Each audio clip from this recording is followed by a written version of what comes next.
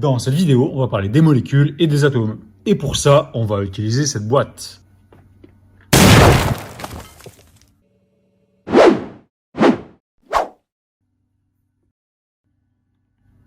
À l'intérieur, on voit qu'on a des petites boules de plusieurs couleurs. Et on a aussi des bâtons qui vont nous servir de liaison.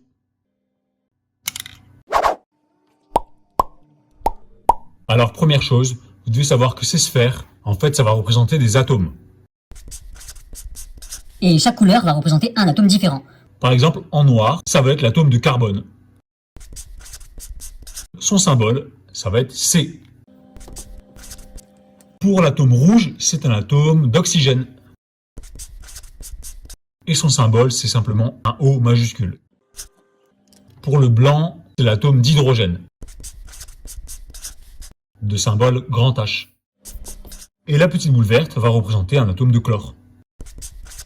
Alors pour le chlore, son symbole c'est pas C parce que C c'est déjà pris pour le carbone. Donc pour le chlore, on va mettre Cl. Et quand il y a deux lettres, on met toujours la première en majuscule et la deuxième en minuscule. Alors ici, j'ai des atomes seulement que de 4 couleurs, donc j'ai 4 atomes différents. Mais en vrai, il existe beaucoup d'atomes différents. Il y en a plus d'une centaine. Et la liste complète des atomes, c'est un tableau très connu qui s'appelle la classification périodique.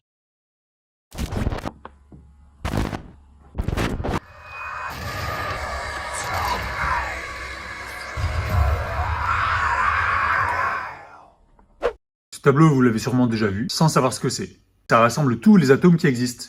Donc on voit qu'il y en a une centaine. Et parmi la centaine, on retrouve bien l'atome d'hydrogène, l'atome de carbone, l'atome d'oxygène ou l'atome de chlore.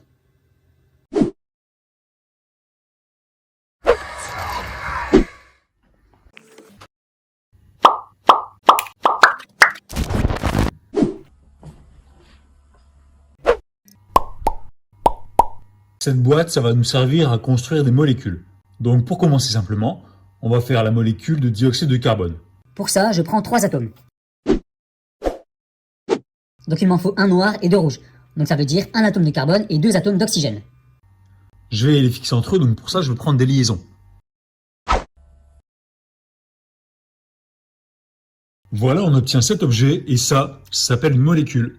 Et en l'occurrence, c'est une molécule de dioxyde de carbone. Et là tout de suite, on comprend bien la différence entre un atome et une molécule. Un atome, c'est une petite boule de couleur, et quand j'en fixe plusieurs ensemble, ça va former une molécule. Donc une molécule est composée de plusieurs atomes fixés entre eux. Donc voilà à quoi ressemble une molécule de dioxyde de carbone. Et au passage, on rappelle que c'est le gaz à effet de serre le plus connu. Je vais faire un deuxième exemple très connu avec ces 3 atomes.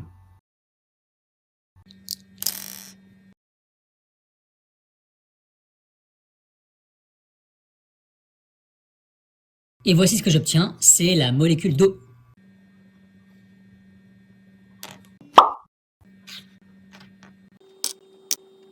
La molécule de gauche, c'est le dioxyde de carbone. Donc on voit qu'elle est composée d'un atome de carbone, au milieu, et de 2 atomes d'oxygène sur les côtés.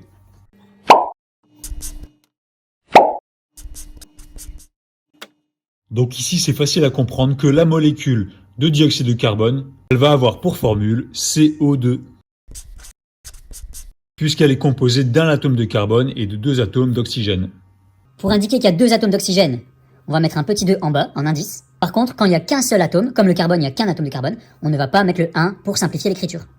Pour la molécule d'eau, on a un atome d'oxygène et on a 2 atomes d'hydrogène. Et là, on retrouve une formule très connue.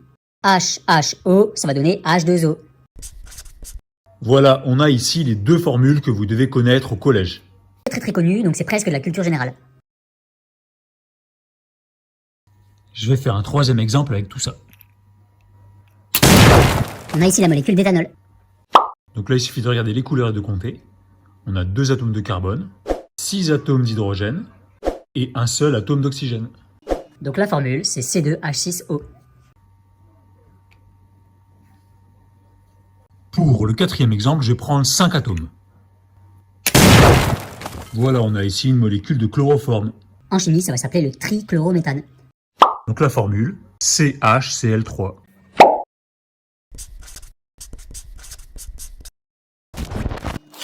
Alors juste pour information, ce n'est pas à connaître. Ici, je vous ai mis les formules les plus simples. On appelle ça en chimie les formules brutes.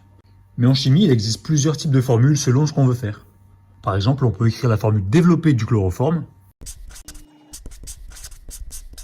Et donc la formule brute ou la formule développée représente la même chose, ça représente la même molécule.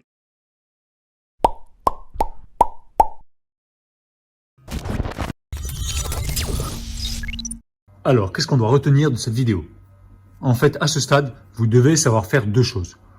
Donner la formule d'une molécule et donner la composition d'une molécule.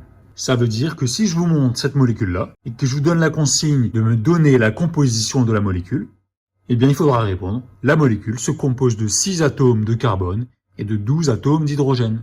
Et si je vous demande de donner la formule de la molécule, il faudra me dire C6H12. Et je voulais pas préciser, donc je le fais maintenant. Pour écrire la formule d'une molécule, en premier on va mettre les C et les H, et ensuite on va mettre le reste.